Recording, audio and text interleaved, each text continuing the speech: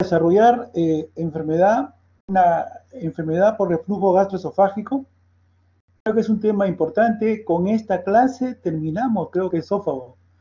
Estaba revisando el sílabus y, bueno, faltaría pues trastornos motores, faltaría también de repente neoplasias, pero vamos a tratar de enfocar de acuerdo a esto para que más o menos se complete las actividades.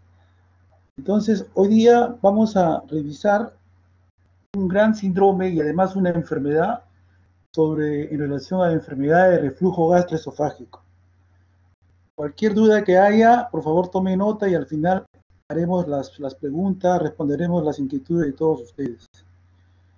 Bien, vamos a tratar. Bueno, algunos temas importantes que ustedes ya lo conocen, anatómicamente ya ustedes se dan cuenta dónde está el esófago, eso ya de repente ya por cultura general. Cuidado, fíjense que el esófago está hacia atrás, está en el mediastino posterior, ¿no? Por supuesto que acá ustedes no van a palpar, no van a percutir. Entonces aquí la cosa es prácticamente desde el punto de vista de pura anamnesis, ¿no? Fíjense la ubicación del esófago. Algunas indicaciones, algunas figuras donde pueden ver ustedes dónde está el estómago, inclusive existe un esófago que está dentro de la cavidad abdominal, ¿no? Y el concepto vamos a poner la marquita, perdónenme, pero acá hay una manito. Ya, ahora sí. Fíjense ustedes el concepto de esfínter esofágico inferior, que no es una estructura anatómica, es una localización donde indica una zona de alta presión. La palabra clave en este tema es esfínter esofágico inferior y deglución, ¿no? Para ver ustedes el mecanismo que hay para evitar todo el contenido del estómago que refluya al esófago. Entonces, fíjense bien el concepto de esfínter esofágico inferior, repito, no es una estructura anatómica, es una estructura en todo caso funcional, donde existe una presión, un aumento de presión para evitar que se contraiga y eso evita que salga el contenido gástrico hacia el esófago. Y esta es una diapositiva donde ustedes pueden ver, en un momento vamos a tener que revisar o ver las endoscopías, donde en esta parte está la imagen anatómica, donde ustedes pueden ver cómo es la división, y aquí para abajo es mucosa, ¿no? Y de aquí para arriba es epitelio. Este es cilíndrico y este es varias capas. Este es un epitelio esófago. Y si uno ve a la endoscopía, uno puede delimitar en esta imagen endoscópica, tranquilamente a la endoscopía uno puede decir, hasta acá es esófago y de acá es la línea, la unión, la línea dentada que llamamos, y esto ya corresponde a otra mucosa. La estructura endoscópica. Este es un corte transversal desde el punto de vista histológico, ¿no? Y acá está la mucosa prácticamente cómo se ve. Este más o menos es el panorama que ustedes se ubican. Obviamente, la cubierta del estómago es cilíndrica, es diferente. En cambio, el esófago es epitelio, tiene varias capas, ¿no? Entonces, ese es el concepto que tenemos que tener en cuenta para poder interpretar. Entonces, vamos a revisar algunos síntomas. Es importante, ¿no? Creo que ustedes ya lo conocen. En todo caso, vamos a pasarlo, es un recordario solamente. La palabra es disfagia.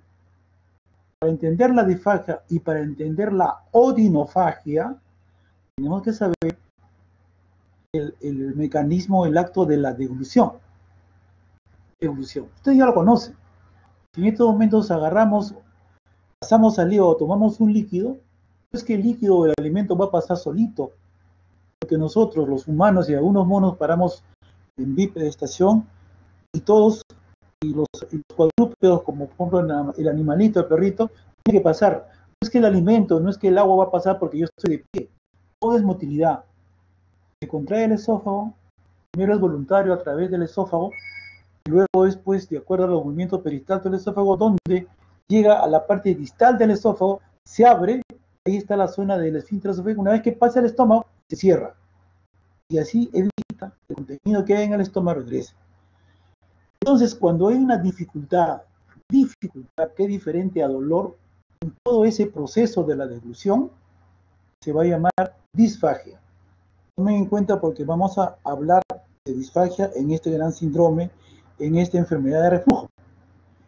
El otro es la odinofagia. Odinofagia no significa dificultad. Odinofagia significa dolor. O sea, yo degluto y me duele. Es muy importante esa diferenciación. Aquí es importante. ¿A qué se debe? Tiene que haber lesión, tiene que haber una lesión aguda. Generalmente se asocia pues a tres principales, ¿no? Las erosiones, que va de la mano con la esofagitis, sobre todo la esofagitis severa de reflujo, en algunas sustancias cáusticas que pueden ser accidental o a veces voluntaria también, en los cuerpos extraños. O sea, quiere decir que si un paciente refiere que tiene odinofagia, tiene que haber lesión. No es frecuente, por supuesto, ¿no? Tendría que haber una herida ahí. En caso de reflujo se asocia a esofagitis erosiva. Entonces, dos conceptos, disfagia y odinofagia. Vuelvo a repetir, esto es importante para poder interpretar los dos principales síndromes que hay en el esófago. Es el del reflujo gastroesofágico, que también es enfermedad, y el gran síndrome disfágico. Y acá es lo más importante en esta diapositiva. Pirosis. Por favor, creo que todos ustedes, todos hemos tenido alguna vez pirosis. Si no la tienen, la experimentamos en cualquier momento. Esa sensación de quemazón, ardor, en otras palabras, esas vinagreras. ¿Quién no ha tenido una comida, una comedora? Me cayó mal, me sale avinagrado, me sube la comida, tengo un ardor retroesternal. Eso es pirosis. Les aseguro que ustedes todos han tenido pirosis. O sea, síntomas, medicina con evidencias. ¿Ok? Pirosis, sensación de ardor, quemazón, ¿no? Se alivia con el agua o los antiácidos, ¿no? Y eso, pues, ustedes encuentran la palabra pirosis, diagnostican, casi está relacionado con reflujo gastroesofágico. Porque normalmente no debe haber ácido en el esófago. Si hay reflujo, sensibiliza el epitelio del esófago, los iones de hidrógeno pasan y se produce la lesión y produce la pirosis. Para que haya pirosis tiene que haber ácido generalmente en el esófago. ¿Y a qué se debe? A el reflujo. Repito, si ustedes han tenido vinagreras, eso se llama pirosis. Obviamente esto es funcional, pues, ¿no? Ahora imagínense ustedes en pacientes que tengan una pirosis pues crónica, imagínense, para matarse, ¿no? Entonces dense cuenta cómo es esa vinagrera, ¿no? Uno tiene que levantarse todos. ¿Quieren ustedes ver, coman bastante, cuéstense en la noche a ver qué pasa, ¿no? Pirosis, relación directa con reflujo. Yo puedo diagnosticar reflujo simplemente desde el punto de vista por historia, anamnesis, simplemente el paciente me diga que tiene pirosis. Regurgitación. La regurgitación tiene dos clases. ¿Cuál sería la diferencia? Y esto lo hice en la práctica con los alumnos en la mañana. ¿Cuál sería la diferencia entre regurgitación? Son de dos tipos, entre regurgitación y vómito. Regurgitación es salida de todo lo que es salida del material en el estómago hacia afuera. Puede ser regurgitación o puede ser vómito. En todo caso, estoy hablando de regurgitación gástrica hacia afuera, ¿sí? No le voy a preguntar, voy a decirles, voy a aclararles. Regurgitación es pasiva, vómito es activa y punto. Con eso cerramos. Para el vómito yo tengo que ponerme en una posición, contraer los músculos y tiene otra etiopatogenia, otro mecanismo para eso. Esa actividad. En cambio la regurgitación es pasiva, es solita. Dos tipos de regurgitación. Si viene con cantidad de ácido, se asocia con pirosis, entonces ese contenido que sale pasivamente del estómago se podría llamar regurgitación gástrica. ¿De acuerdo? Pero si yo tengo, en el caso, por ejemplo, de que haya una astenosis o haya una acalasia, estoy hablando de un trastorno motor del esófago, donde el esfínter esofágico por alguna razón no se abre, entonces la comida que llega comienza a rebasar y regurgita, y el contenido va a ser igual que entró, va a ser azuquitar, no va a ser ácido. Entonces hay dos tipos de regurgitación. Puramente esofágica y regurgitación asociada al reflujo, que es contenido ácido que viene del estómago. Ahora, ¿ustedes han tenido regurgitación? Claro que sí. Todos hemos sido bebitos, todos hemos sido niñitos. Cuando botan el chanchito, botan esa leche cortada, obviamente pues el bebito no se va a quejar de epidosis, ¿no? De repente ustedes coman, se echan ustedes y van a ver ustedes que sale un líquido ácido y de repente está mojando la almohada. Claro que sí, o sea, yo no tengo por qué explicarle cómo es. Eso es regurgitación. Y eso se debe a, en forma voluntaria, de alguna forma el esfínter esofágico inferior no se cierra bien y ese es el tema que vamos a desarrollar. Entonces tenemos dos síntomas más, pirosis y regurgitación ácida. Estos dos síntomas, graben esto, pirosis y regurgitación, prácticamente te da el diagnóstico clínico de enfermedad del reflujo gastroesofágico. Más, ni siquiera necesitamos otros exámenes. Enfermedad por reflujo, el diagnóstico es clínico. Ahorita le voy a dar las que se tiene que hacer para diagnosticar y se van a dar cuenta que ustedes con una buena historia no hay problema en el manejo, en el diagnóstico, porque sí vamos a ver qué cosa puede haber, qué complicaciones pueden haber y ese es el tema. Por último, creo que me falta un síntoma más y esto es importante también.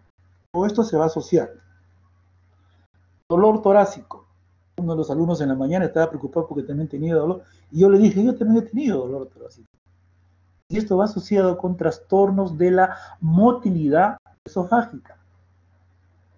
¿Todos ustedes han tenido dolor torácico? Les aseguro que sí. Si no lo tienen, le vamos a demostrar que sí lo han tenido o lo quieren tener ahora. Cuando comen rápido, cuando comen carne, cuando comen un arroz apurado que están como en la hora, inclusive tienen una sensación que se quieren atragar acá en la parte del tórax. Entonces, es más, ustedes tienen que tomar un líquido para que pueda pasar. ¿De acuerdo?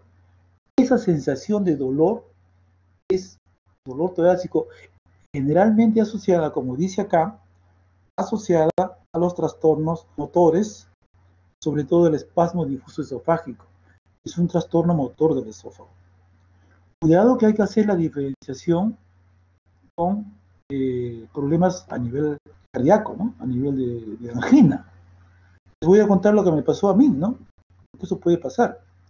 Eran las 4 de la mañana, tenía un dolor retroesternal. Ay, caray, mi esposa estaba durmiendo, no la quise despertar. Me levanté tranquilamente pensando de que tengo un problema anginoso, bueno, por la edad también, pues, ¿no? Agarré, tomé un vasito de agua y dije, ¿pero qué me pasa? Yo no tengo ningún antecedente de esto. Y me pasó. Tranquilo, me levanté, fui al hospital, en ese tiempo era antes de la pandemia, hace mucho tiempo ya. Tuve que tomar un electro y toda la cosa. Era un trastorno motor, que puede pasar diferentes razones, a veces esporádicamente que no hay causas. Entonces, no todo dolor torácico, pues, ¿no? Es angina, ¿no? Hemos recibido de cardiología pacientes con ese dolor y hemos hecho el descarte con todas las pruebas negativas, con el electrocardiograma normal, y se trataba de trastornos de la motilidad esofágica, sobre todo de motilidad, esporádicamente. A veces se hace un poco de estrés y una serie de cosas. Ya, entonces, pero en el esófago, si hay compromiso de la pared, por diferentes razones, indirectamente puede alterar la pared del esófago y al momento de hacer la motilidad podría tener dificultad. Podría ser el caso también una esofagitis refluja crónica que llega a compromiso de toda la pared. Por ejemplo, en la esclerodermia también puede haber problemas a nivel de la motilidad del esófago. Entonces, fíjense, en conclusión, chiquito nomás, pero no voy a apurar, no creo que tenemos, no sé, es una sola clase, pero no voy a correr, ¿no? Entonces, si hay alguna pregunta, nos quedamos, no hay ningún problema, no hay apuro de acá.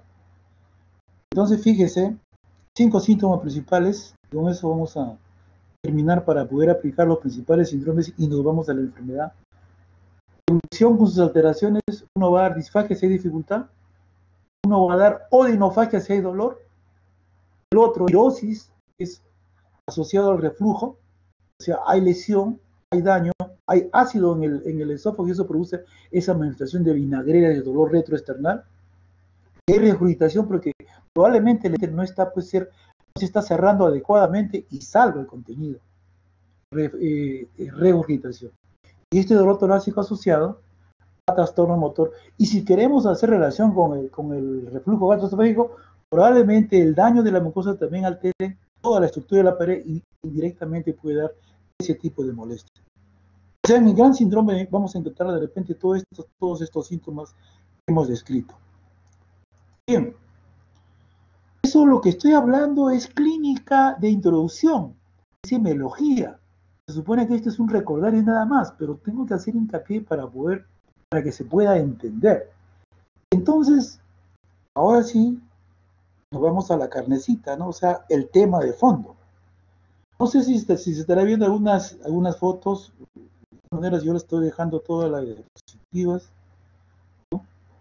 El doctor Cano me ha dicho, no hay problema, yo puedo dejar las diapositivas porque todas las preguntas van a ser casos clínicos, entonces no tengo ningún problema, pero guarden sus diapositivas porque imagínense, pueden ser, digamos, utilizadas en otros sitios, ¿no? Bien. Entonces, la enfermedad por reflujo gastroesofágico es el tema. Vamos a pasar. Por favor, si hubiera algún inconveniente que no me están escuchando, por favor me avisan. Entonces, miren el concepto. Le estoy diciendo los diferentes consensos que hay a nivel de Latinoamérica. Fíjese, desde 2004, el consenso de Montreal y el concepto perdón, actual, ¿no? Empezaremos por recordar, ¿no? Mejor por el actual, ¿no? Esto se lo tiene, ¿no? Es un problema de cuando el contenido gástrico asciende, ¿no? Hacia arriba de la unión gastroesofágica. ¿Y eso qué va a producir? Va a producir síntomas, va a producir lesiones en el esófago, ¿no? Entonces, esto va a afectar la calidad de vida en estos individuos. Eso quiere decir, cuando ya hay lesión, cuando hay síntomas, eso es el concepto de reflujo, ¿no? Casi es similar a esto, ¿no? Por ejemplo, en Montreal dice, desarrolla cuadro de reflujo contenido gástrico duodenal a la cavidad oral e incluso puede afectar la vía respiratoria alta, ¿no? Estamos hablando de la tráquea y unas cosas más, ¿no? Vamos a decirles que existen pues tratados inclusive de reflujo extradigestivos, ¿no? Sobre todo en personas que tienen un reflujo crónico. Bien, estas son algunas definiciones. Bueno, nosotros estamos acostumbrados a tener malos hábitos. No sé si esta pandemia nos está engordando o nos está bajando de peso por estrés, pero tenemos una cantidad de alimentos tan ricos que a veces pues no comemos. Disculpen la expresión, muchachos, estamos en casa, a veces vivimos rápido, tragamos, sin decir otra forma, ¿no? Cuando comemos mucho, pues nos va a caer mal, ¿no? Aumenta la presión y lo que llamamos, me cayó mal las vinaderas, ¿no? Lo que llamamos la cosa funcional, ¿no? Entonces, al inicio, el paciente con reflujo asume pues que estos son síntomas que se acostumbra. No, yo como bastante, ya me cae mal. Dejo de comer, ya no me cae mal, ¿no? Cuando se convierte patológico, cuando es persistente, entonces ya hay lesión en el esófago, ya la cosa cambia. Ah, no, ya hay esofagitis, ya no es funcional. Ya ahí el paciente dice, ya no me voy a autocontrolar, ¿no? Entonces, la enfermedad es una de las enfermedades comunes del aparato digestivo. Solo nos sobrepasa el intestino irritable, que es otra de las entidades también que es muy importante que ustedes tienen que conocerla, ¿no? Cuidado, muchachos, no hay que dejar pasar este reflujo gastroesofágico porque ya vamos a hablar qué repercusiones puede tener si uno deja pasar este reflujo, sobre todo cuando se hace crónico, ¿no? Unos conceptos más, definiciones de qué cosa es reflujo gastroesofágico, RGA, simplemente contenido de gástrico hacia el esófago. Cuando hablamos de enfermedad de reflujo gastroesofágico, entonces ya hay una condición clínica, sintomática, y aquí se agrega pirosis, se agrega una serie de cosas, ¿no? Que es el resultado del reflujo gastroesofágico. ¿Qué quiere decir esto? Yo puedo tener reflujo gastroesofágico solamente, pero no tengo los síntomas. Si yo tengo los síntomas, ¿sí? Entonces se convierte en enfermedad de reflujo. Esto me hace recordar a un grupo que tenía, ahí se hacía la pregunta, alumnos, ¿ustedes tienen hemorroides? Y la chica se molestó, doctor, yo no tengo hemorroides. Y yo le dije, yo le demuestro que sí tiene hemorroides. Porque por definición de hemorroides, las terminaciones arterias venosas finales, voy a hacer unas almohadillas, dice la definición histológica de hemorroides. Lo que usted no tiene es la enfermedad hemorroidal. Entonces sí tuvo razón, efectivamente. Todos tenemos hemorroides, pero todos no tenemos la enfermedad de hemorroides. Yo como tengo que tener las evidencias, yo sí tengo la enfermedad de hemorroides, así como tengo todos los síntomas digestivos del esófago también, se lo había comunicado al grupo de la mañana. Bien, estoy saliendo un poquito del tema, pero como comparación. Esofagitis por reflujo ya existe un compromiso, más o menos en un 30%, que puede ser una lesión aguda o se hace más crónica a nivel del esófago. Tanto va el ácido al esófago, que ya no es esporádico, sino es continua, entonces va a dañar. Entonces va a haber esofagitis. Vamos a revisar los grados de esofagitis, los grados que hay que hacer, que puede pasar, ¿no? Existe otro término que va a encontrar también ustedes, enfermedad refractaria. Entonces aquí, presencia de síntomas, luego de 8 semanas de tomar tratamiento y la cosa sigue, entonces ya la cosa va a cambiar. Entonces, con ustedes, ¿qué cosa es enfermedad? ¿Qué cosa es reflujo gastroesofágico? Con distinto reflujo. ¿Qué es la enfermedad? ¿Y qué cosa es esofagitis por reflujo? Bien. Vamos a la clasificación. Todavía la respetamos a Montreal, la clasificación. Ojo, yo le estoy mandando las revisiones finales que hay. Algunas, si quieren, algunas bibliografías se las dejo, algunos están en diapositivas al final. Fíjense ustedes esta clasificación, que se ha cambiado, ¿no? Más o menos unos 8 años esto que sigue vigente. Entonces, cuando solamente esta enfermedad de reflujo compromete el esófago, y lo otro, cuando no compromete el esófago. Entonces me dicen, no, yo soy gastroenterólogo y solamente yo voy a dedicar a la parte de esófago. No, doctores, la gastroenterología es parte de la medicina interna. Hemos tenido pacientes que nos han mandado, que han hecho hisopado, cultivo, raspados, vio toda la parte de la laringe que tenía una laringitis, ya no podían tratamiento con todo y nada. Por ahí alguien le dijo, vaya a gastro, de repente es algo más, y en gastro hicimos la pregunta y le dimos un tratamiento de inhibidor de protones, se mejoró. Estábamos quitando la chamba al otorrino. ¿Qué pasaba? Que en las noches tenía molestias, cuando dormía en la noche, feliz el hombre, dormía en la noche, el ácido subía y comprometía la orofaringe, sobre todo en la parte de la laringe, entonces ese era el problema. Hicimos el diagnóstico y se mejoró el paciente. Fíjense acá ustedes tienen los principales síndromes, el síndrome de reflujo típico que vamos a hablar, puede haber un dolor torácico también cuando hay compromiso de la mucosa, las esofagitis, ¿no? Las estrías son las complicaciones, el esófago de Barrett, ya hablé una, de repente voy a hablar hasta 5 veces Barrett. Barrett es nombre de un médico. Cuando el ácido va, lesiona el ácido continuamente en la parte distal del esófago, ese epitelio lo va cambiando, lo va transformando en una metaplasia gástrica. Yo tomo biopsia de acá y le mando al patólogo, de repente el patólogo me dice, es una gastritis, yo he encontrado glándulas. No, si no le pongo esófago, entonces ellos pueden equivocarse. Pero si le pongo esófago, entonces me dicen Barrett. Hoy en día ya están moscas los patólogos, entonces ya saben diferenciar, porque las glándulas son muy especiales para hacer una... O sea, al patólogo no le puedes agarrar así. Cambia el epitelio. En este Barrett puede implementarse un adenocarcinoma. Cuidado, adenocarcinoma es de mucosa gástrica.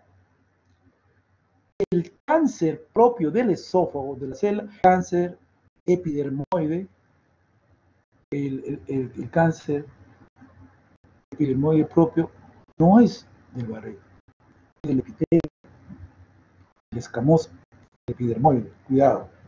Cuando hablamos de Barrett, asociamos a un adenocarcinoma. Antes teníamos el cáncer primario, ¿no? Carcinoma, como causa principal. Hoy en día se ha dado vuelta. Ahora tenemos más adenocarcinoma por esta cuestión del reflujo, por esta cuestión del Barrett. Estados Unidos y en toda la parte oriental, perdón, occidental de Europa, ya cambió la cosa, ¿no? Ahí es prácticamente es adenocarcinoma. Bueno, y este tema de acá no es el tema de nosotros, pero fíjense ustedes, pueden haber, pues mire, tos, laringitis, asma, hasta erosión dental, faringitis, todas estas cosas que pueden ver, porque el ácido puede comprometer no solamente el tubo digestivo, sino la parte respiratoria, sobre todo los datos altos. Entonces, ¿qué se hizo en Montreal? Se unificó. Toda esta enfermedad de reflujo puede comprometer no solamente el tubo digestivo, también puede comprometer los órganos como el tubo respiratorio, el respiratorio superior. Entonces, esto es muy importante, pero nosotros tenemos que manejarlo, tenemos que hacer los diagnósticos diferenciales. La clasificación de Montreal se la voy a dejar, pueden revisar, probablemente de acá pase el año, sigan actualizando las clasificaciones y la cosa va a cambiar. ¿Ok? ¿Estamos en el tiempo? Sí, estamos en el tiempo. Bien, esto es igual cuando manejamos la fisiopatología en estómago, tiene que ver cuáles son los factores, ¿no?, agresivos y los factores defensivos, ¿no? Mientras que en el estómago los factores agresivos es el ácido clorhídrico, la leucina, y los defensivos es el que va a cambiar, ¿no? Tenemos otros factores, ¿no?, los que nos van a proteger. Obviamente el ácido clorhídrico, la bilis, el ácido pancreático, sobre todo la pepsina, el ácido clorhídrico, es el agresivo, dice que va a subir a través del estómago, va a dañar la parte distal del esófago. Si no hubiera ácido, no tuviéramos que hacer esta clase, ¿no?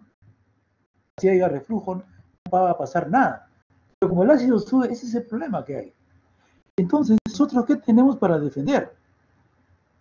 Tenemos el aclaramiento, o sea, ¿qué significa eso? Yo degluto, muevo, entonces todo lo que está lo voy pasando. Tenemos la saliva, ¿sí?, y tenemos la barrera mucosa. Tenemos varias capas de células que van a proteger. O sea, para que pase, mira, tienen que vencer todas las capas. El ácido es muy grande. Nosotros no tenemos una protección como tenemos un bicarbonato en el estómago. O sea, en condiciones no debe haber ácido en el esófago.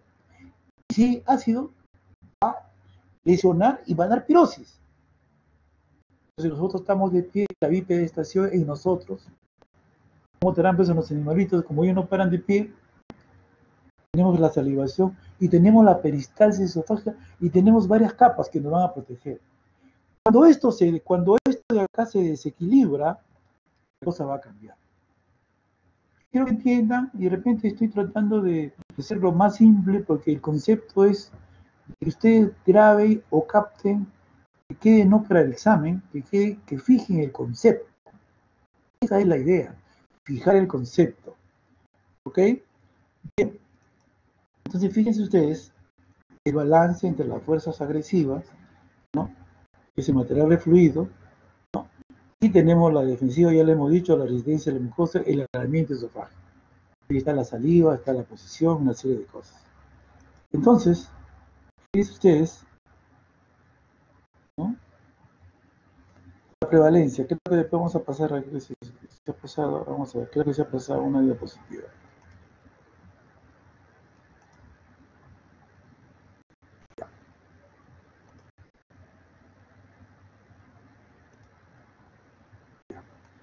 A ver. Bueno, esto es para que vean ustedes la prevalencia que tenemos, ¿no? Bastante la prevalencia en nosotros, ¿no? Hay una revisión que se estaba viendo, más o menos 8 estudios en Argentina donde concluye que hay una prevalencia en más o menos en Latinoamérica está entre 3 al 11.9%. Una revisión de muchos trabajos a nivel de Latinoamérica. Esta es la conclusión. Obviamente nosotros estamos en ese rango también. Factores de riesgo, ¿no? El desarrollo de la enfermedad de reflujo. Cuidado acá, fíjense ustedes, la obesidad, el tabaco y el alcohol, factores de riesgo, el embarazo, cualquier alteración que haya aumento de la presión a nivel del abdomen, va a haber un factor de riesgo, ¿no? La hiperpresión abdominal, y de repente pues algunos fármacos que pueden dar. Cuidado con la hernia hiatal.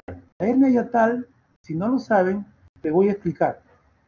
Dentro del diafragma hay un esófago que es el esófago, la parte final que es un esófago abdominal.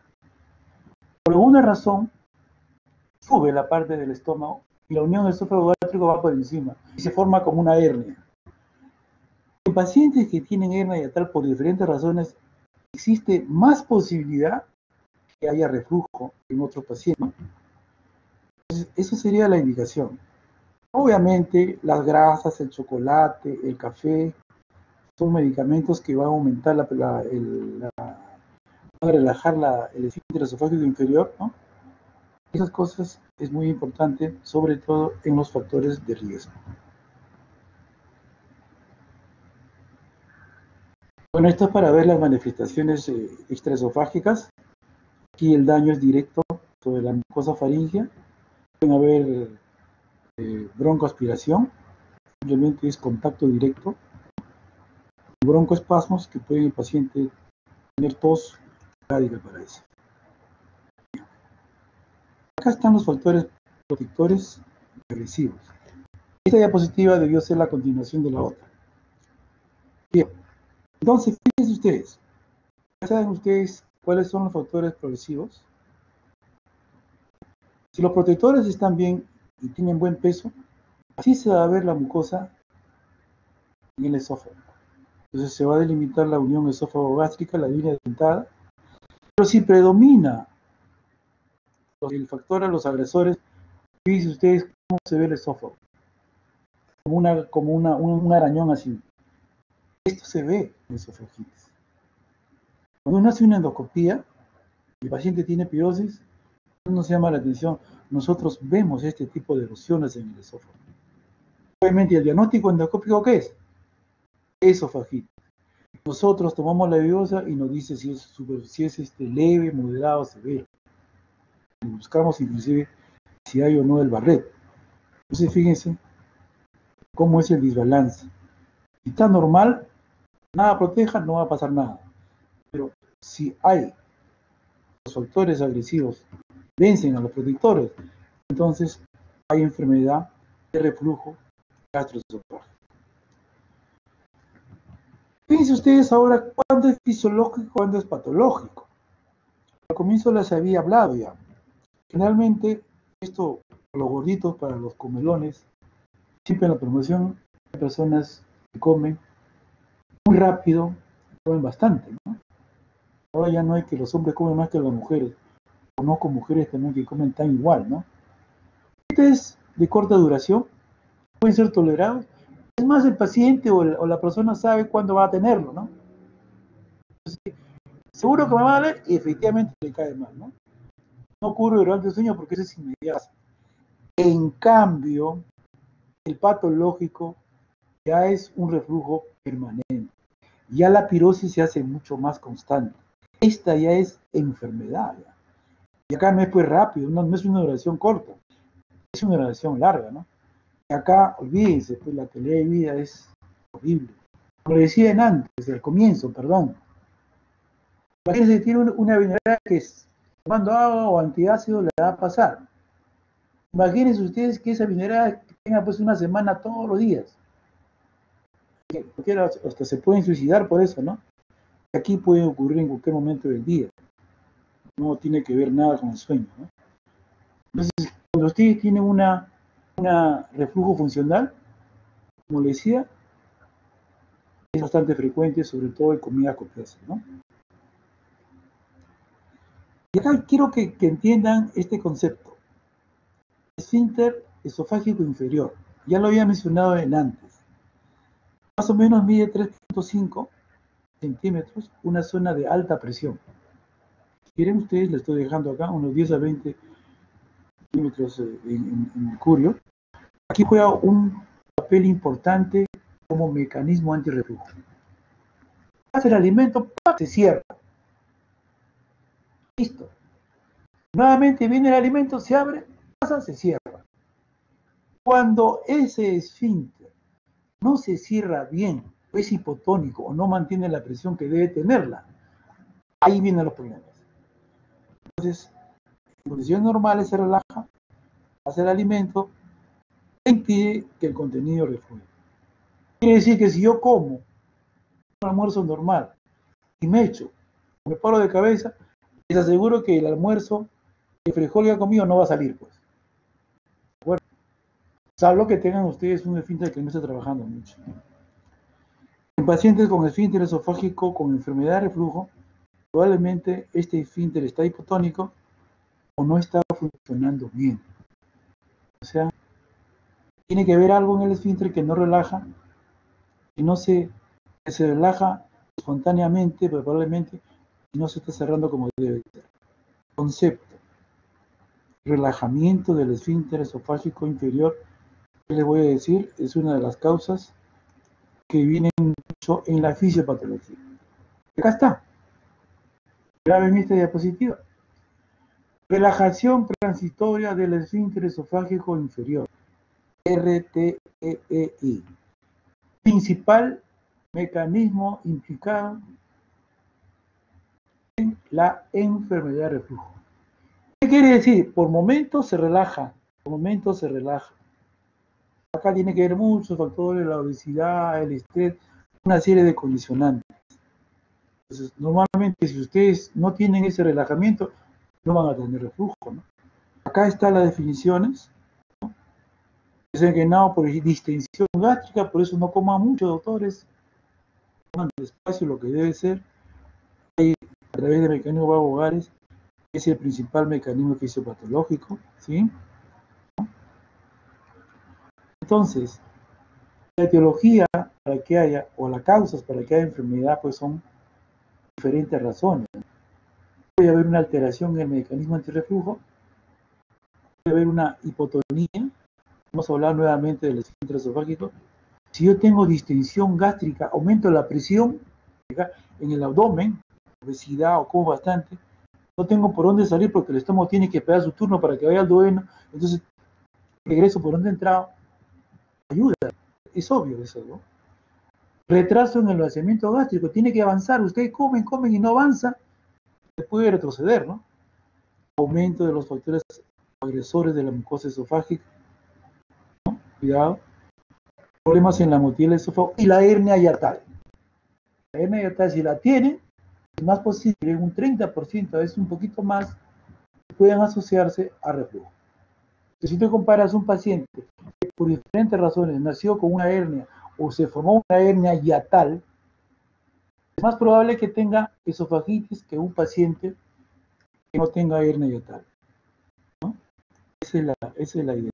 ¿Tienen ustedes ahí para que ustedes vean cómo es una hernia hiatal? ¿No? Este es normal. Aquí, en esta hernia hiatal, lo más probable es que haya reflujo gastroesofágico. ¿Sí? Yo estoy hablando de hernia hiatal. Acá tienen también otros factores como los demográficos. Acá incluye, también se los voy a dejar, la edad, los sociales, el alcohol y el tabaco, el estrés. Fíjense, muchachos. Alcohol y tabaco para cáncer primario de esófago también igual. La dieta, estos gorditos, la dieta alta en grasa, la comida, o sea, el chocolate, la cafeína. Esto no va porque esto relaja el esfínter. ¿Se dan cuenta?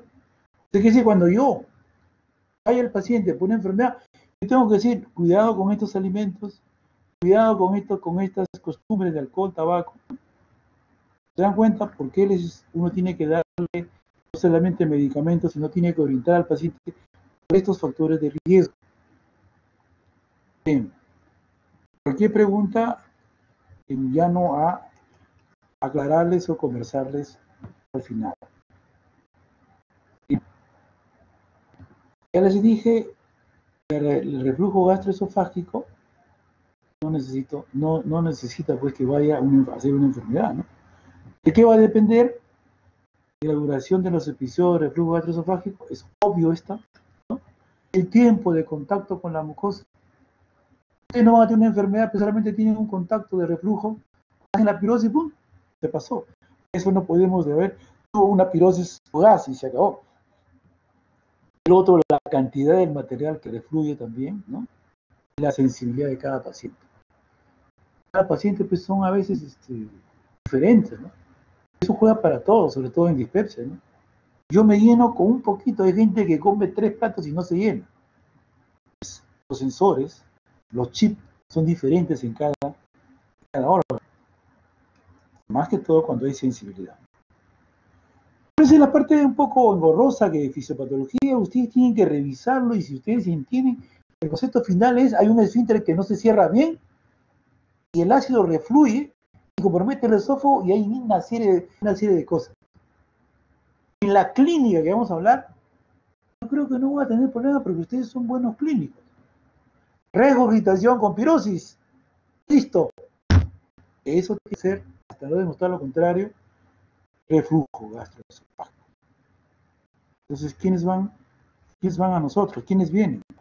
Acá tienen ustedes, no buscan atención médica, pues esporádicamente se automedican con Alka-Seltzer, con antiácidos, una sal de Andres, una serie de cosas, ¿no? Cuando recién buscan atención médica, cuando hay esofagitis y los síntomas, cuando están las complicaciones, recién van al doctor Peña, los gastroenterólogos. Generalmente no se automedican, o van, googlean y se acabó, ¿no? Ahora con el manejo de los inhibidores, feliz, ¿no? Mucho abuso de los inhibidores de bomba-protones, sobre todo los antibióticos. Está creando mucha resistencia y tenemos problemas para tratar inclusive el Helicobacter, ¿no? Porque hay resistencia, ¿no? Eso lo hablamos el día de ayer. Bien. Bueno, los síntomas más frecuentes, ya no puedo decirles, ¿no? Pirosis y regurgitación. Ustedes ya saben qué es pirosis, no voy a repetir nuevamente. Este es el síntoma más frecuente, sobre todo si aparece en la noche. Tranquilo, están pensando, están meditando, ahí está la pirosis, 100% de reflujo. Obviamente, la regurgitación es muy importante, ¿no? Hemos hablado de la diferencia que hay entre regurgitación y vómito. El dolor se produce por espasmo esofágico también. Hemos hablado también de esto. Puede mejorar con antiácidos, ¿no? Generalmente asociado a trastornos de motilidad, pero si hay compromiso crónico de la mucosa del esófago, puede comprometer también la pared, puede asociarse, no en gran frecuencia, que la pirosis con la regurgitación. Bien, ven ustedes cómo se resume, ¿no? Los síntomas principales: pirosis y regurgitación. Pero tenemos que tener síntomas de alarma. Oye, por acá van a salir algunas preguntitas, ¿ah? Porque me dicen, siempre tengo que cambiar las preguntas porque tantas veces no sé qué preguntas hacer. Cuando yo tengo una disfagia persistente, dificultad persiste, cuidado. De repente esa no es una enfermedad de reflujo, ¿no? De repente hay algo más que está ahí. Si es progresiva, cuidado, puede estar creciendo por ahí una neoplasia. Es un síntoma de alarma, yo tengo que descartarlo. Cuando hay vómitos persistentes, no vaya a ser una obstrucción y la cosa venga de atrás que esté comprometida. Cuando hay una hemorragia, generalmente el compromiso del esófago no sangran, como sangra pues una enfermedad acidopéptica, una úlcera, una lesión aguda. Son poco volumen. La anemia ferropénica no sangra mucho, por lo tanto no hay una anemia pues evidente, ¿no? A veces cuando hay pérdida de peso, hay que tener mucho cuidado con la pérdida de peso, ¿no? Si hay pérdida de peso progresivo, comiendo el paciente, cuidado, ahí puede haber una neoplasia, ¿no? No se olviden que la pérdida de peso tiene 3 causas. El paciente no come, o el paciente come normal y no asimila, o el paciente come normal, asimila bien, pero aumenta el catabolismo, enfermedades tumorales o enfermedades crónicas de larga evolución, ¿no? O si ustedes encuentran una tumoración palpable, cuidado.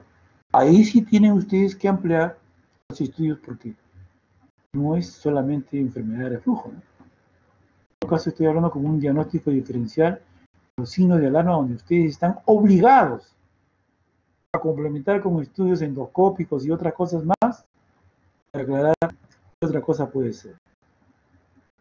¿Ok? Bien. Graben esta diapositiva, fíjense, y acá está toda la fisiopatología. En este lado está la fisiopatología, en este lado está lo que el paciente te va a referir. ¿Ok? Entonces, yo saco todo lo que es los síntomas respiratorios laringeos y me quedo con el compromiso. No sé si me están siguiendo con la flechita, síganme la flechita. ¿No? Cuando ya hay reflujo patológico, entonces ya hay rotura de la barrera de la mucosa, ya hay retrodifusión de los hidrogeniones acá, entonces aparece la pirosis. O sea, quiere decir, para aquella pirosis, ese ácido ha estado en contacto con el epitelio y ha pasado, ¡boom!, ha lesionado o sensibilizado al epitelio. Entonces da pirosis. O sea, estoy explicando la pirosis con la retribución del ácido. ¿De acuerdo? Acá tienes dos posibilidades. Si hay una respuesta inflamatoria, puede haber una erosión mucosa. De acá salen dos cosas. O una respuesta inflamatoria, una respuesta motora. ¿No? Si hay una respuesta inflamatoria motora, puede haber disfagia, porque puede haber un poquito de estenosis acá, puede haber dolor torácico, si hay una respuesta motora. Entonces, si hay una respuesta inflamatoria, si hay una erosión herida, lo que hablamos al comienzo, entonces si es una lesión con herida, inflamatoria con herida, entonces puede haber una odinofagia.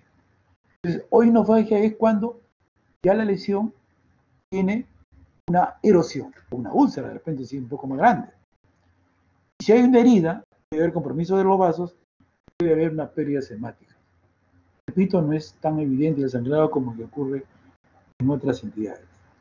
Esta erosión tiene dos cosas, o se repara y se va a un epitelio escamoso, o se repara, o se va a una fibrosis, tanto va la inflamación que se va fibrosando, y esta fibrosis a la larga produce una estenosis, se estrecha. Fíjense lo que estoy hablando. Y lo otro, esto es con el tiempo ya, yendo al reflujo, cambia el epitelio del esófago y se convierte en un esófago de Barrett o de Barrett. Eso depende en qué país lo van a pronunciar. Entonces ahí sí hay que tener bastante cuidado. Porque en el Barrett sí puede pasar a una displasia leve, a una displasia severa, y puede llegar a un adenocarcinoma. Ya sea benigna por una estenosis, o ya sea por un tumor, los dos cierran la luz. Al cerrar la luz dificultan el pasaje y la disfagia se hace más persistente. Y acá le pondría otro más, yo diría una disfagia progresiva. Entonces, prácticamente acá tienen ustedes todos los síntomas que hemos hablado al inicio de la clase de una enfermedad por reflujo. Ahora, para que llegue acá, pues olvídense, tiene que ser ya pacientes muy descuidados, ¿no? Pero los hay, doctores. Tenemos pacientes que vienen de la sierra donde no hay hospitales, de que solo son curanderos y no conocen qué es un inhibidor de protones y vienen cuando ya tienen tiempo de reflujo gastroesofágico, la cosa va a cambiar. Pero le estoy diciendo más o menos. Aquí va a salir una preguntita. Es probable que de acá saque una pregunta. Bien. ¿No han entendido? Me dicen y yo les aclaro después. ¿Ok? Bien, estos son los síntomas extradigestivos. Los voy a mencionar porque no es el tema. Todos los síntomas, tos, asma, laringe, erosión dental. Esto se ve pues en los síntomas extradigestivos, ¿no? Es muy importante eso. Bien, ¿cómo estamos en hora? En hora estamos bien, todavía estamos bien. Entonces, yo no creo que tengan ustedes problemas en el diagnóstico, sobre todo si es clínico. La evidencia es clara. Si el ácido sube al esófago, tengo pirosis que ya no es funcional, tiene que tener un reflujo, sí o sí. Y se acompaña de regurgitación, confirmaba el diagnóstico. Entonces yo no creo que haya problemas, o sea, ahí no debieron hacer.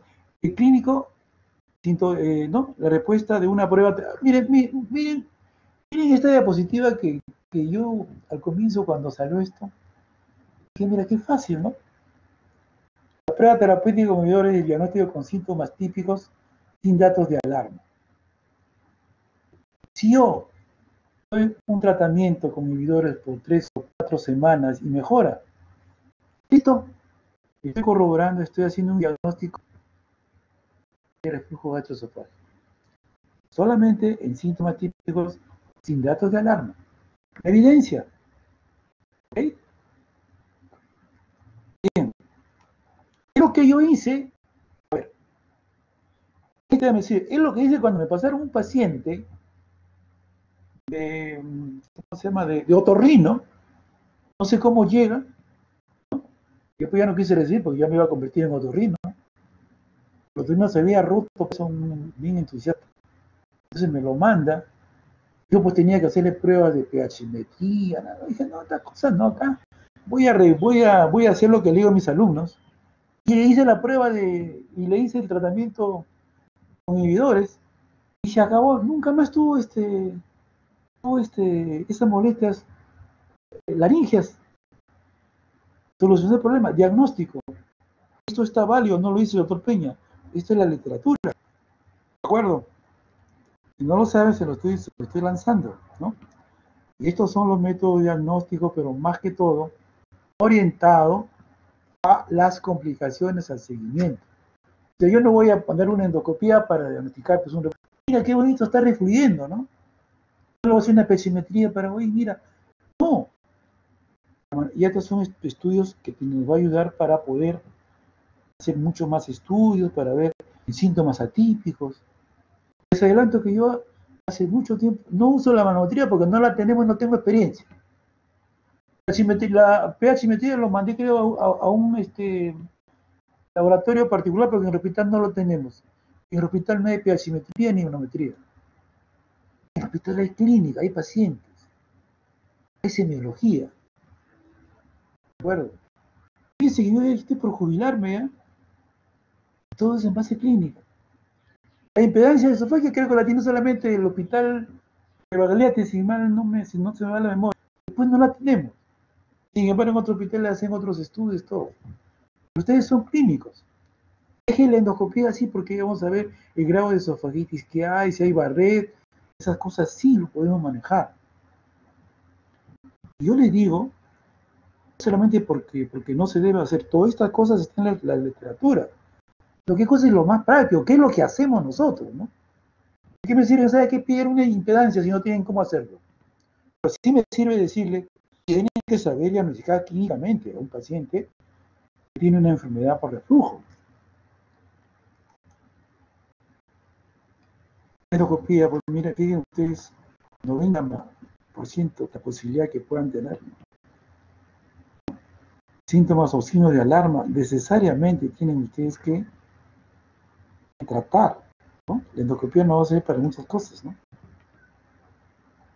¿Para qué nos sirve? Para explorar el hiato, pierna yatal, para ver el grado de esofagitis, la clasificación de la esofagitis, Los Ángeles A, B, C, D, ya les voy a pasar, para ver si hay estenosis esofágica. No voy a hacer que haya algo que esté creciendo ahí, si tengo una disfagia por decir, tengo la obligación de saber, de repente una radiografía previa también, para ver la magnitud o la extensión de la estenosis, y sobre todo para diagnosticar si tiene o no Barrett.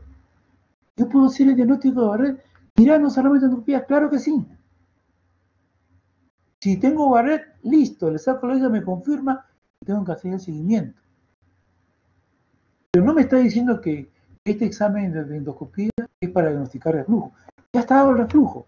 Esto solamente es para las complicaciones, para hacer el seguimiento de la enfermedad de reflujo crónico que tenga el paciente. Claro, porque yo puedo tener reflujo crónico, pero ya tengo las complicaciones. Cuidado. Bien. Miren ustedes la clasificación de los ángeles. Tienen la obligación de saberlo, sí. Que cuando ustedes manden un paciente para que le haga una endoscopía y le digan que le hacen Los Ángeles, no vine a la clase y me quedé dormido, no me enseñaron, me echan la culpa a mí, ¿no? Antes teníamos la calificación de Sauer y ya no la usamos. Aquí no incluye cambio de metodología como el Barrett, ¿no? Pues era diferente, antes sí lo incluían, pero miren ustedes por qué es. Grado A, dice desde el 96 como rigia, así como el Borman, ¿se acuerdan del Borman? Van a hablar ustedes del Borman cuando hagan cáncer gástrico, años, mucho atrás. Son casos que no varían, pues, ¿no? Bueno, ya no entremos en estas cosas de la medicina, porque es tan grado A, definiciones, una erosión, no concluye. Grado B, entonces ya la cosa se va haciendo un poco más extensa. Y acá hay más erosiones. Grado D, cuando ya hay complicaciones, más o menos comprometes el 5%. En esta foto que venga se lo dejo la diapositiva para que vean. Acá se ve mejor. Los Ángeles, grado A, grado B, grado C, grado D. Acá tienen ustedes una erosión. Acá tienen en la B, ya tienen varias erosiones confluentes, casi comprometen la pared. Aquí ustedes están viendo ya estas erosiones, inclusive con erosiones extensas. Y acá tienen ulceraciones en el grado B.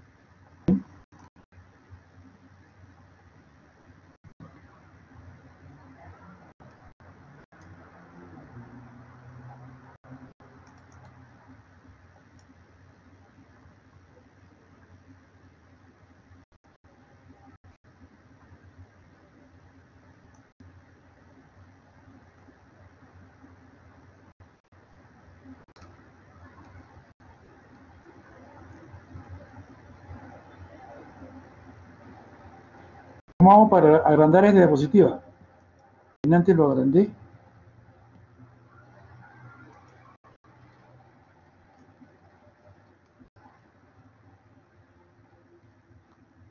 ¿Alguien me puede ayudar? ¿Cómo hago para agrandar la diapositiva?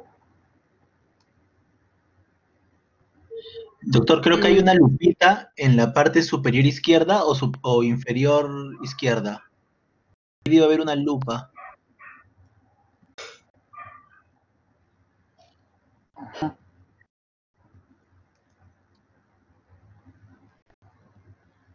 Eso es un campeón, doctora. Ok. Ya. Bueno, seguimos. La lupita, ¿no? Ok. Acá está, pues. Yo la encontré. Bien. Entonces, fíjense ustedes la radiografía, ¿para qué sirve, doctores? Cuidado con la radiografía. También hay radiografías.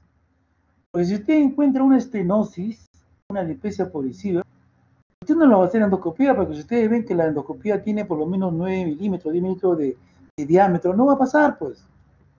Pero una radiografía sí te va a decir la magnitud, entonces usted se prepara, ¿no? Además, usted para dilatar, para hacerla, estamos hablando ya en función cuando uno quiera solucionar esta estenosis.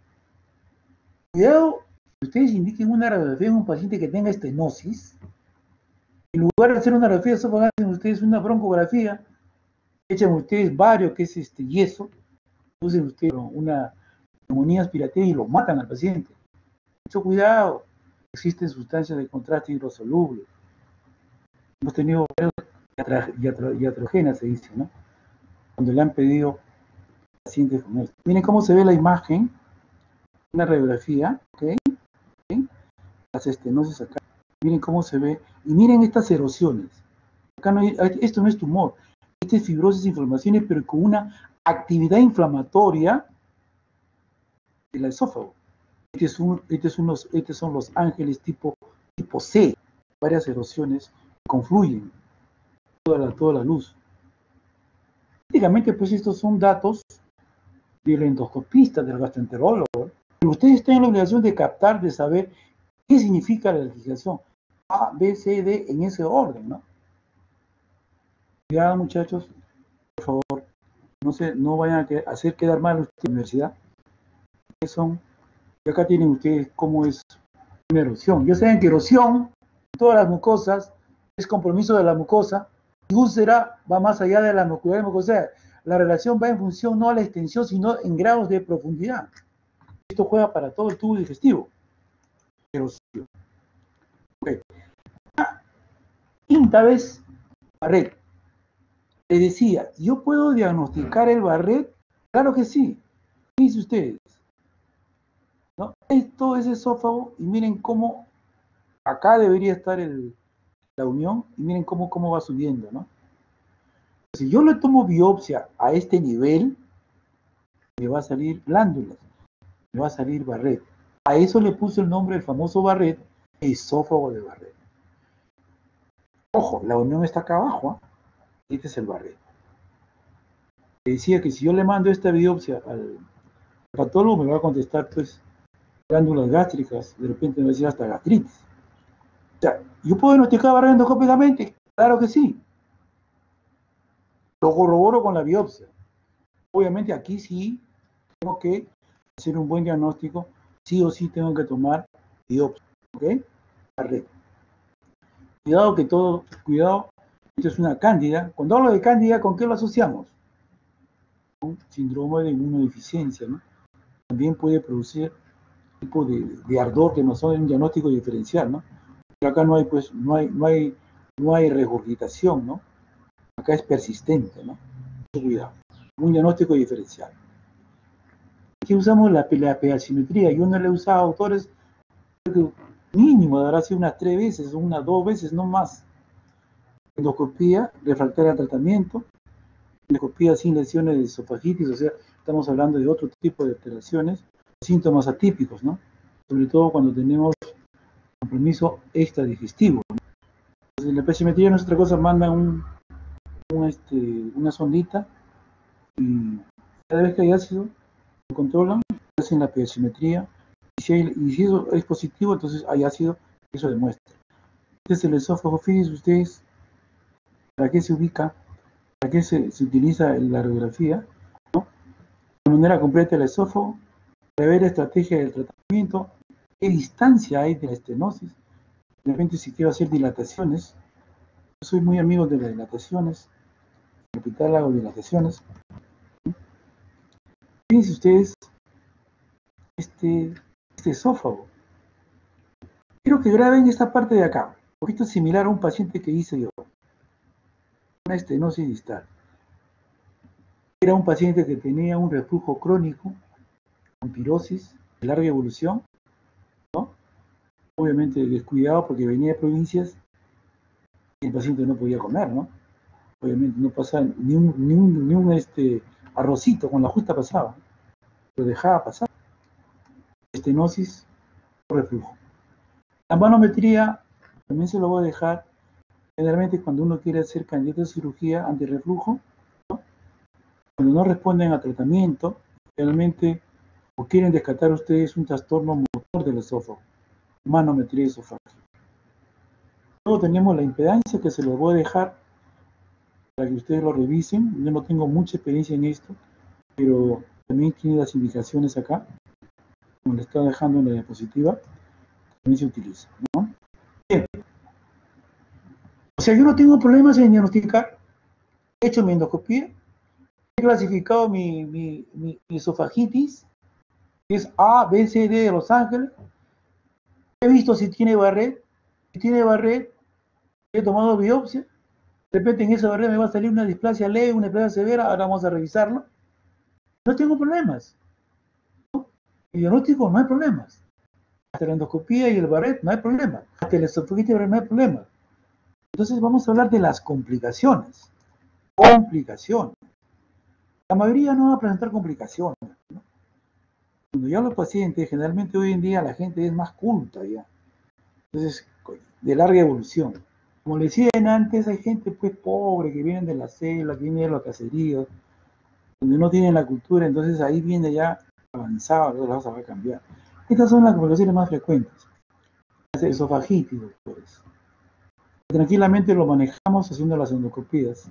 Puede sangrar, no es mucha, puede estenosarse, hemos visto esa diapositiva, tanto va el ácido, compromete la mucosa, el epitelio del esófago, se fibrosa, se cierra. Y el otro es el adenocarcinoma, que va a convertirse en el esófago de Barrett, sexta vez que repito, se va a un adenocarcinoma. Esa es una diapositiva muy importante. Bueno, el tratamiento, si yo tengo ácido, el ácido es el factor agresivo con todo lo que hay ahí, ese ácido lo tengo que convertir en azuquitar, pues. No lo voy a neutralizar, lo voy a bloquear. Ustedes son campeones. Conocen los inhibidores de homeoproteínas. ¿Cuáles son? Tenemos hasta 5. Esomeprazol, elomeprazol, lansoprazol, pantoprazol, ramoprazol. Es decir, apréndanse 2. Yo soy muy amigo, mucho tiempo del omeprazol, ahora soy amigo del esomeprazol. Y van bien. Eso nos ha ayudado a manejar esto, ¿no? El problema es cuando se hacen crónicos, ¿no? Además, el paciente se automedica. Bien. Entonces tampoco no vamos a tener problema de tratamiento, ¿no? Acá está. No más. Es mayor para el control de la pirosis que la rehabilitación para el control de los síntomas nocturnos y sobre todo cuando hay erosiones. Listo. 4 semanas a doble dosis, punto.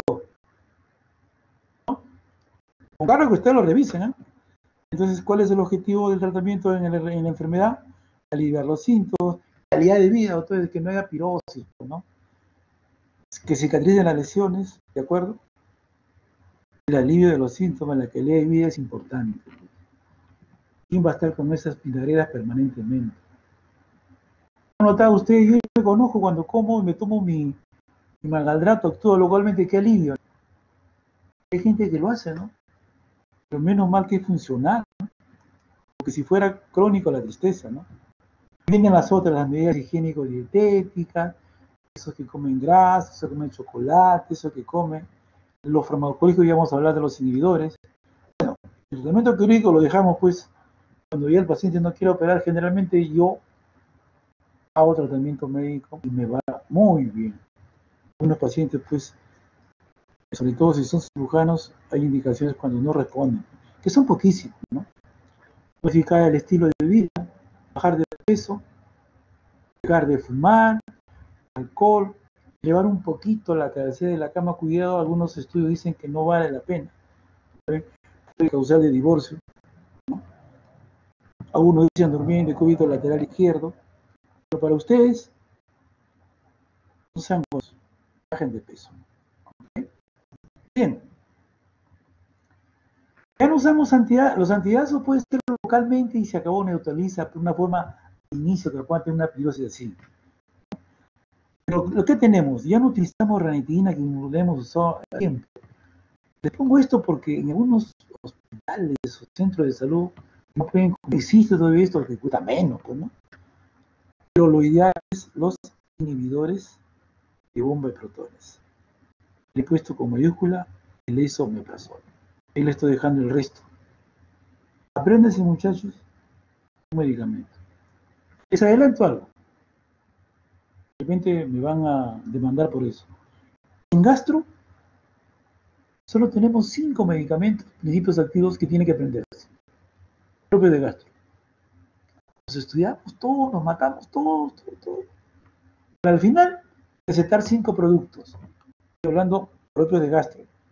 Uno de ellos son los inhibidores. Apréndanse de uno, ya tienen uno, ¿eh? Otros son los antiácidos, los malgaldratos. Otros son los prokinéticos. Aprendan eso. Por ahí salen 2 más, hasta 3 más.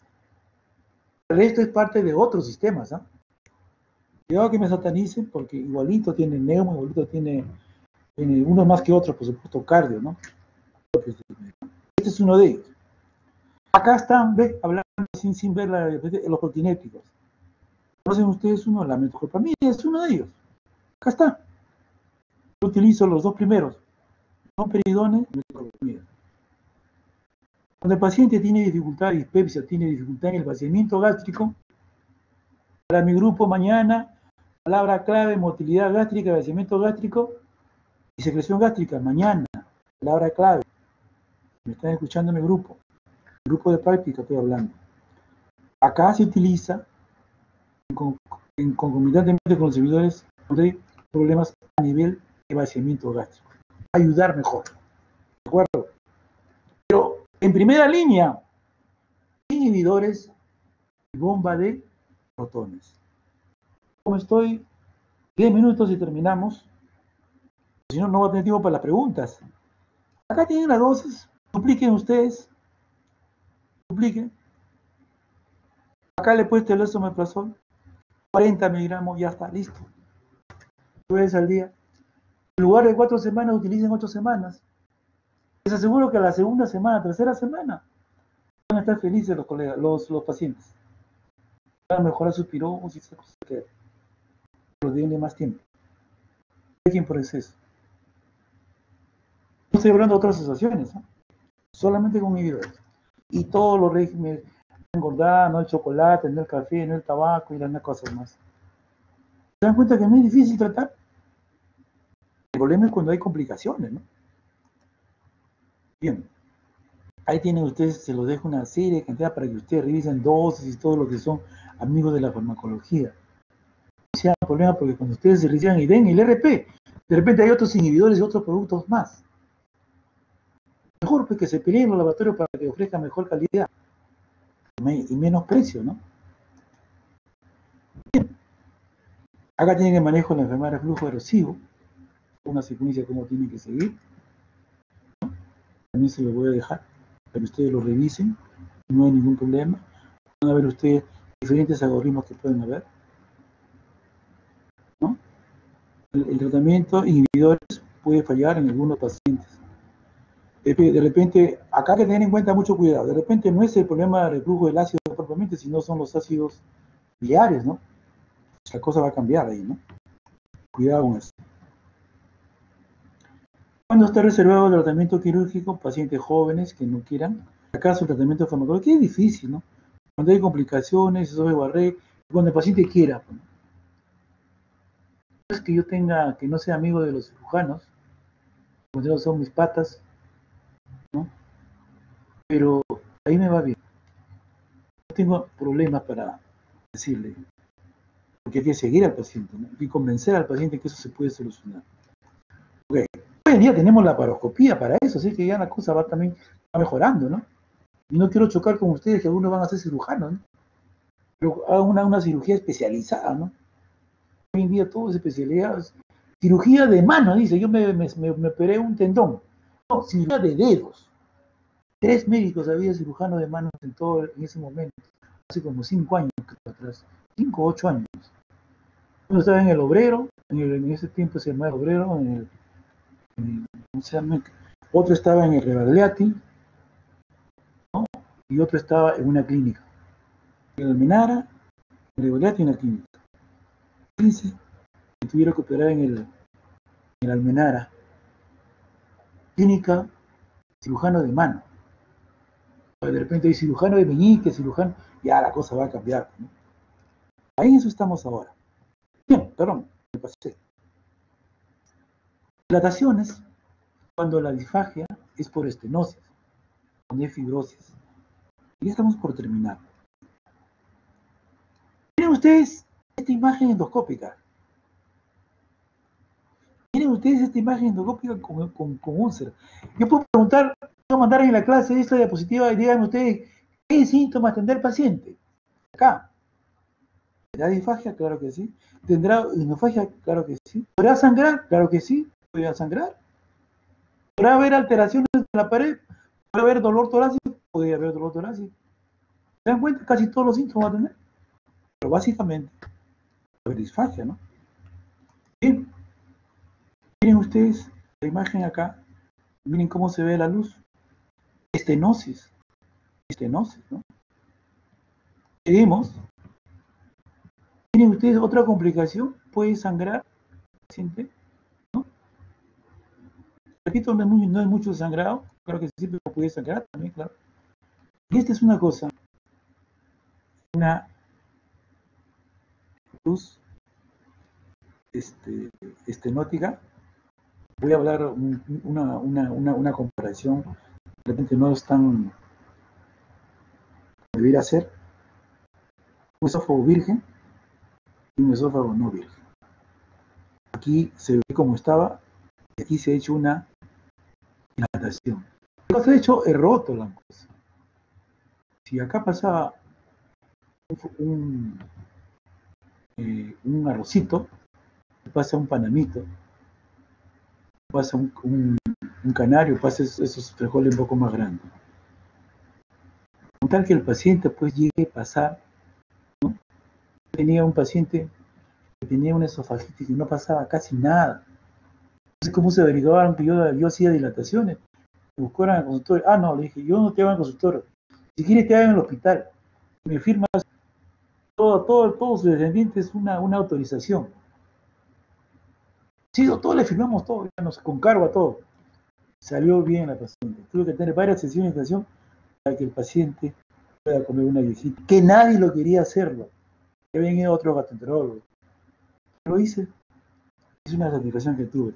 Dilataciones de una enfermedad ácido péptica por reflujo. Una enfermedad por reflujo, perdón.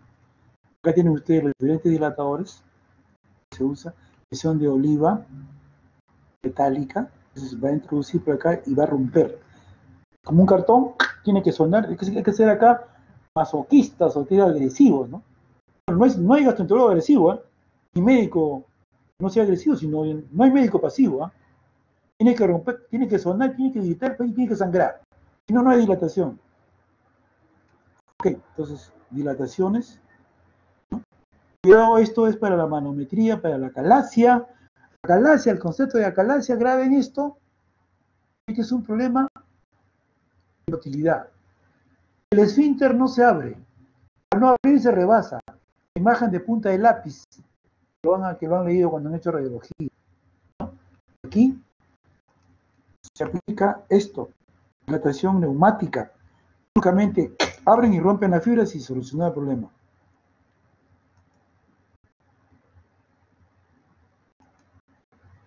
Muchachos,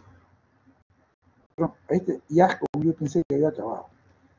Barrett. A ver. Esófago de Barrett, ¿de acuerdo? ¿Sí?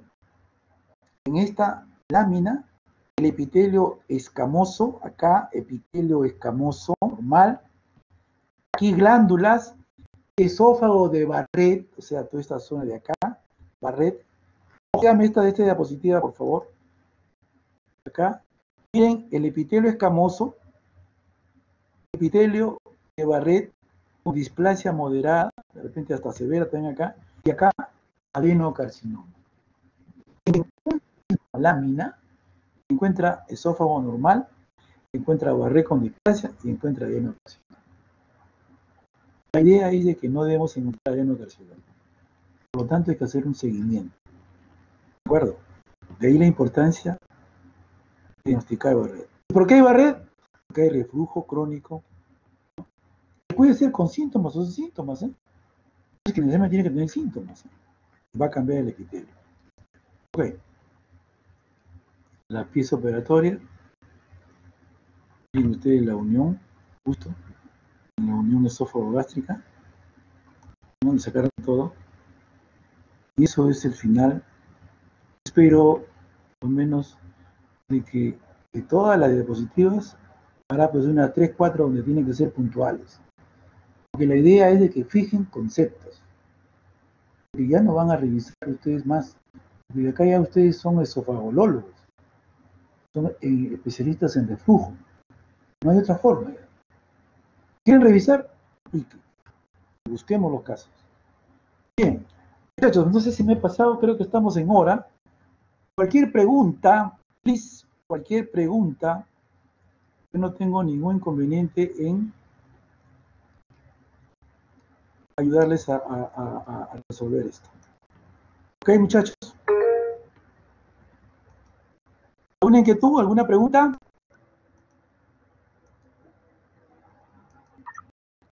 Sí, doctor. Yo tengo una pregunta. Claro.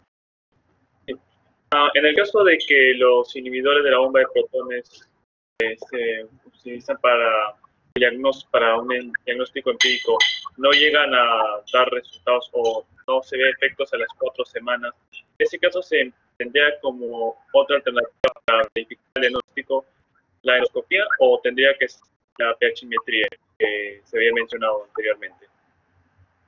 Una indicación del tratamiento quirúrgico, una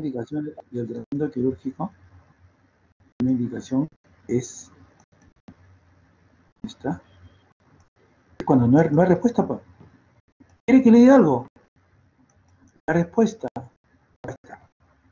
¿Acaso en el tratamiento farmacológico? Realmente los inhibidores de hoy, si ha hecho un buen diagnóstico y no tiene, digamos, alarma en estos pacientes, responden. En algunos estudios, ¿qué hacen? Le dan inhibidores de bomba de protones por 8 semanas. Mejoran un poquito, paran un poco, vuelve a recidivar, le dan otro tratamiento igual. Si en esas 2 hasta 3 oportunidades no respondan, entonces ya usted tiene esta alternativa. Estamos hablando sin complicaciones, ¿no? Le da usted un tratamiento quirúrgico. Pero para decirle a usted, normalmente más del 95% responde. Salvo que tenga el reflujo no sea, como le decía yo, que no sea solamente ácido, sea ¿cómo se llama? Ácidos biliares. Si le agrega usted medicamentos que combaten la vía biliar. Pero no es la regla. Generalmente el agresor generalmente es el ácido. Van a responder al tratamiento con inhibidores. Esa sería una indicación que usted dice, doctor, para un tratamiento quirúrgico. Acá está, fracaso en el tratamiento farmacológico. Lo voy a decir, y no estoy entrando nuevamente con los cirujanos. Mis pacientes todos han ido bien. Bien. ¿Alguna otra pregunta?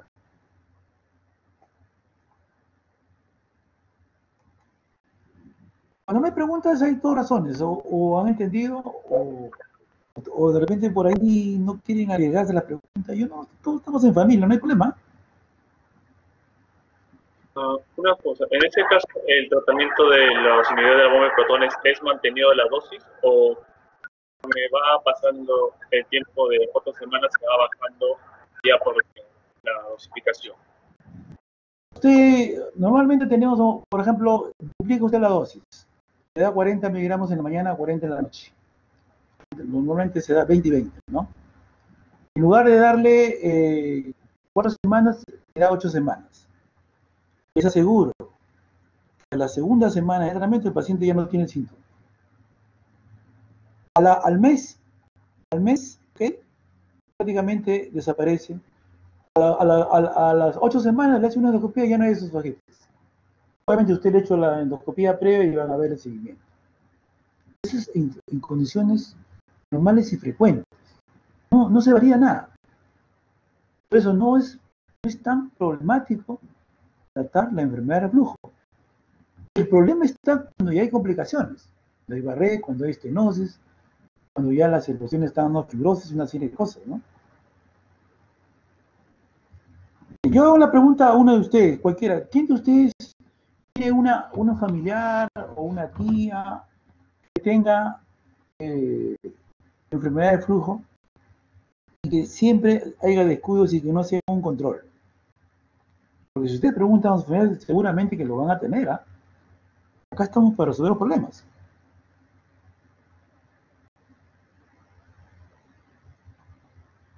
Muy bien.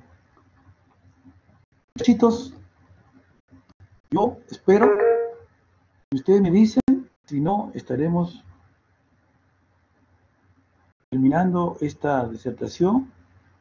esperando que ustedes, pues, cualquier cosa que tengan, ustedes pregunten, tienen el teléfono, y tienen el WhatsApp o mi correo, tienen el grupo, no hay ningún problema, cualquier inquietud que tengan o cualquier consulta, háganmelo llegar, no hay ningún problema en poder apoyarlos a ustedes. Doctor, Dígame, ¿sí? buenas tardes. Doctor, yo tengo una pregunta. Claro. Bueno, en caso de que, digamos, la paciente, como sabemos, dentro de los factores de riesgo es no estar el estrés para que, digamos, pueda seguir progresando en caso de, digamos, de manera leve tenga lo que es la enfermedad de reflujo, pero o sea, si persiste más, no, o sea, en cuanto al esquema que había puesto de la relación entre los síntomas con la patogenia, ¿no? De paso a paso, o sea, cuando hay una erosión, luego se puede evolucionar a una fibrosis o a un esófago de Barrett. Necesariamente tiene que cumplir con esos síntomas, por ejemplo, de la odinofagia o pérdidas hemáticas para decir que ya está evolucionando patogénicamente. Ya le entendí la pregunta. Claro que sí. Me alegra su pregunta porque no se asusten. La evolución de un compromiso en el reflujo, no pues mañana vas a pasar a esto, ¿no? Eso tiene un proceso.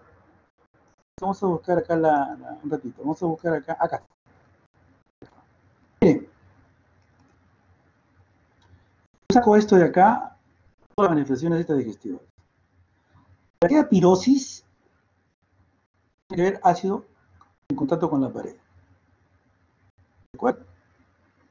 Para que haya una respuesta inflamatoria y haya una erosión, tiene que haber constantemente, tiene que pasar varias semanas para que haya este compromiso. No es que ya no es que todos los que tengan acá van a llegar acá. No. Aquí el paciente, nadie va a estar con una pirosis de un par de días, una semana. Por alguna razón se van y van a seguir, por lo menos se van cuidando, ¿no? O se van automedicando. Entonces, para que haya disfagia, tiene que haber estenosis o ya tiene que haber esto. Este es un proceso, años, ¿no? Es más, para que haya, ahora, la mayor cantidad de veces, esta erosión, si hay, se repara solita, y se va a un epitelio escamoso.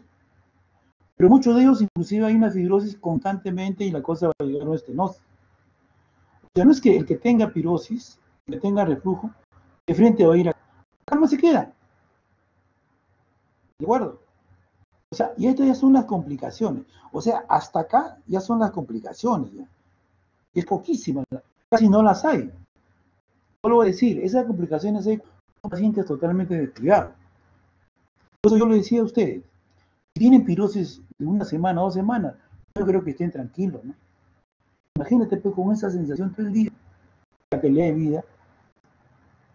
Además, ustedes ya pueden tratar a sus pacientes.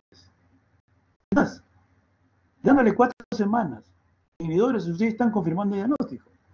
No solamente confirman, están tratando. Por eso es de que no se preocupen, y eso no quiere decir que tampoco no se preocupen no tengan que tener cuidado, porque existen pacientes que sí van a llegar acá. Ahora, cuidado, puede haber reflujo. Poco a poco van avanzando el reflujo y se van convirtiendo en el reflujo crónico, que no son muy sintomáticos, y de repente ya tienen el Barrett. ¿De acuerdo? En ese Barrett sí puede. No necesita usted que sea el Barrett pues extenso, ¿no? Por eso es importante que el endoscopista logre identificar si hay o no Barrett y tomarle la biopsia. No sé si algo le ha ayudado o quiere ampliar su pregunta, doctorita. Doctor, gracias. Bien.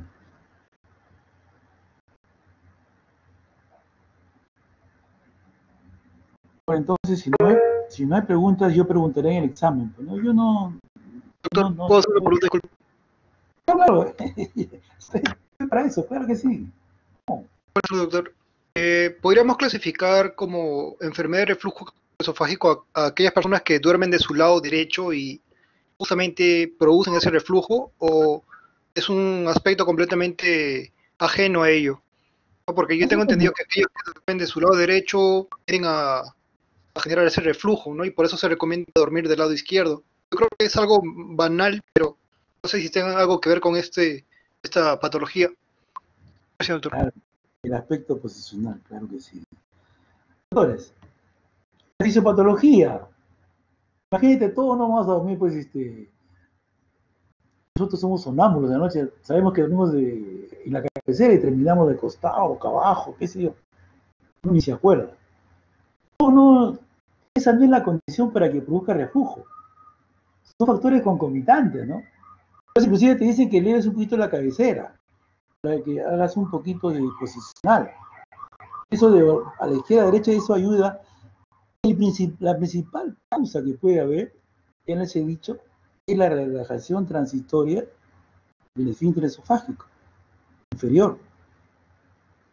Que usted pueda dormir de repente con la cabecera o de repente al revés, va a ayudar. Que usted pueda comer más y echarse, va a ayudar a que haya reflujo. O sea, son factores condicionantes, pero no son los causales. Eso no quiere decir que todos tienen que dormir a esa posición, ¿no? Así, si usted no tiene esa predisposición, obviamente, si usted tiene ya la predisposición de hacer reflujo, esa posición no le va a facilitar. Pues. Ahí se recomienda cambiar la posición, se recomienda elevar un poquito la cabecera y se recomienda otras cositas más. ¿No?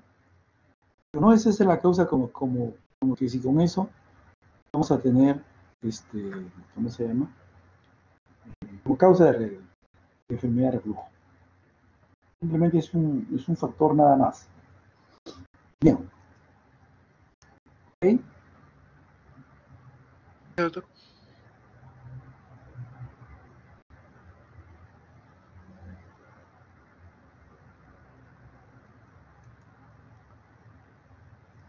Muchachos, entonces, les agradezco su atención.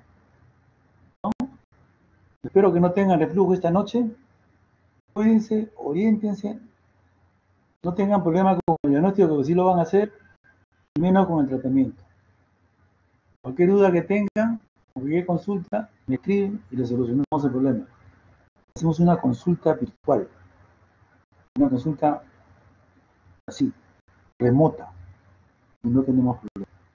Les agradezco y mi grupo mañana, 9 de la mañana. Nos hemos quedado. Que tengan un bonito día, muchachos. Lo mejor de las suertes. Gracias.